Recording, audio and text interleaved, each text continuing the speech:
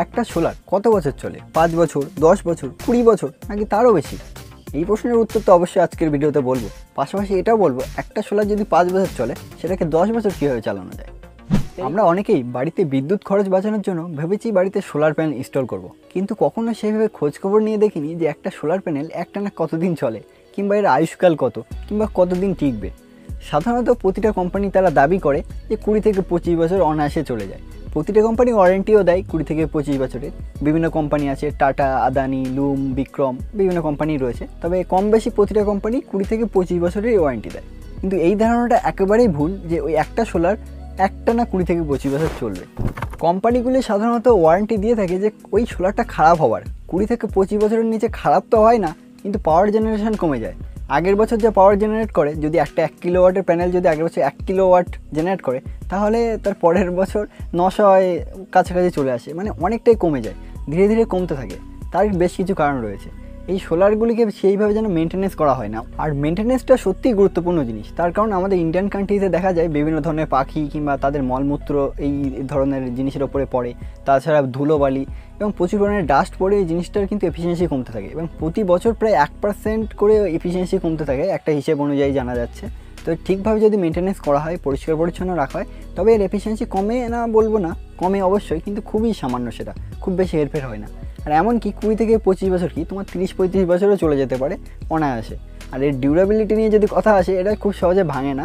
এর ওপরে যে গ্লাসটা দেওয়া থাকে সেটা অনেক একটা হেভি মেটেরিয়াল দিয়ে তৈরি হয়, এবং সাধারণত আমি অনেক দেখেছি যারা কাজ করে ওয়ার্কাররা এর উপরে উঠেও দাঁড়ায়, সেখানেও কিন্তু ভাঙে না। তো এই ধারণাটা একেবারেই ভুল যে শিলাবৃষ্টি কিংবা এই ধরনের কোনো কিছুতে ভেঙে যাওয়ার ধারণাটা ভুল। খারাপ হলেই একমাত্র ওপরে এফিসিয়েন্সি কমতে থাকে, ওপরে ডাস্ট পড়ে, পায়খানা মলমূত্র এইসব পড়েই এফিসিয়েন্সি কমতে থাকে। তবে এইগুলো ছাড়াও আরও কয়েকটা ফ্যাক্টর রয়েছে যার উপরেই ডিপেন্ড করে যে সোলারটা কতদিন চলবে বা টিকবে, এবং সেগুলোকে তুমি যদি ভালোভাবে খেয়াল রাখো, তাহলে তোমার সোলারে তুমি এফিসিয়েন্সিটাকে বাড়িয়ে নিতে পারো, কিংবা সোলারটাকে আরও বেশি দিন টেকাতে পারো। সাধারণত যেমন ধরো ইনস্টলেশন পদ্ধতি, আতিপাতি দোকান কিংবা সাধারণ কোনো থেকে যদি তুমি ইনস্টলেশন করাও, তো ওরা ভালোভাবে এদের নলেজ থাকে না কীভাবে ইনস্টলেশন করতে হয়, কোন অ্যাঙ্গেলে বসাতে হয়, এবং অনেক নলেজ কম থাকে, যার কারণে কিন্তু তোমার বেশি দিন সোলারটা চলবে না, আস্তে আস্তে এফিসিয়েন্সি কম হবে এবং এক সময়। তো সেই জন্য প্রেফার করবো যে দামি দামি কোম্পানি, টাটা, আদানি, লুম, এদের যারা ফ্র্যাঞ্চাইজি নিয়েছে তাদের সাথে কন্ট্যাক্ট করো, এবং নামি দামি কোম্পানি, ইনস্টলেশন কোম্পানির সাথে যোগাযোগ করে ইনস্টলেশন করাও।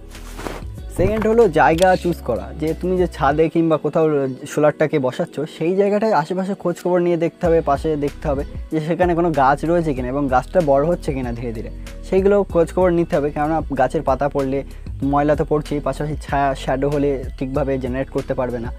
এমনকি যদি তোমার সোলার প্যানেলের আশেপাশে বজ্র নিরোধক কিছু যদি না থাকে, তাহলে বাজ পড়ে সোলারটাকে খারাপ হওয়ার সম্ভাবনা অনেক বেশি থাকে। তো এগুলো কিন্তু আতিপাতি দোকান কিংবা সাধারণ জায়গা থেকে দেয় না। সেই জন্য বারবার প্রেফার করি যে আমি যে ব্র্যান্ডেড কোম্পানিগুলো, টাটা, আদানির মতো কোম্পানির থেকেই সোলার বসানোই তোমাদের উচিত। আরও একটা জিনিস যেটা আমি মেনশন করতে ভুলেই গেছিলাম, সেটা হলো আর্থিং। এটা কিন্তু খুবই একটা গুরুত্বপূর্ণ জিনিস।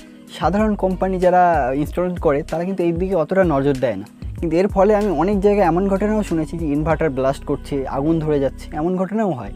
হ্যাঁ, তো এখানে তোমাকে টোটালি 3টে আর্থিনের ব্যবস্থা করতে হবে।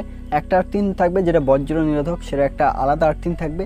সোলার প্যানেলগুলোর জন্য আলাদা একটা আর্থিন, ডিসি আর্থিন, আর ডিসি থেকে এসিতে কনভার্ট হওয়ার পরে এসি একটা আর্থিন। আরও একটা জিনিস বলি, সাধারণত যেসব ইনস্টল করা কোম্পানিগুলো আছে আশেপাশে যেগুলো আমরা দেখি, সেসব ইনস্টলেশন কোম্পানিগুলি যখন আর্থিন মাটির তলায় একটা রড পুঁতে দিয়ে দেয়, কিন্তু ওখানে বিভিন্ন ধরনের কেমিক্যাল ইউজ করতে হয়, এবং একটা নির্দিষ্ট দূরত্ব থাকে, নির্দিষ্ট গভীরতা থাকে, তবেই মানে ভালোভাবে কাজটা করে জিনিসটা। তো এই জন্য বারবার প্রেফার করি যে এটা নামি দামি কোম্পানি কিংবা ভালো ব্র্যান্ডের থেকেই ইনস্টলেশন করাও, যাকে তাকে দিয়ে ইনস্টল করালে বাড়িতে বিদ্যুৎ সেভিংস তো হবেই, পাশাপাশি রিস্কটাকে অনেক বেড়ে যাবে।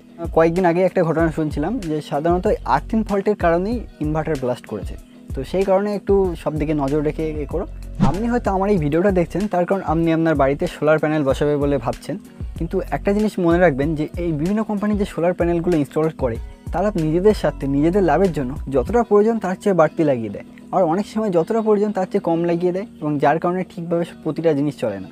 তো আপনার বাড়িতে এক্স্যাক্টলি কতটা সোলার লাগানো প্রয়োজন সেটা আপনি নিজেই ক্যালকুলেট করতে পারবেন, অন্যের ভরসায় নয়। আপনি নিজেই ক্যালকুলেট করুন, এবং পাশের ভিডিওটা দেখে অবশ্যই নিজেই ক্যালকুলেট করা শিখে যাবেন যে কীভাবে ক্যালকুলেট করবেন আপনার বাড়িতে রোজ কত বিদ্যুৎ খরচ হচ্ছে, এবং আপনার বাড়িতে এক্স্যাক্টলি কত কিলোওয়াটের প্যানেল বসানো উচিত। সুমন সরকার, সাইনিং অফ।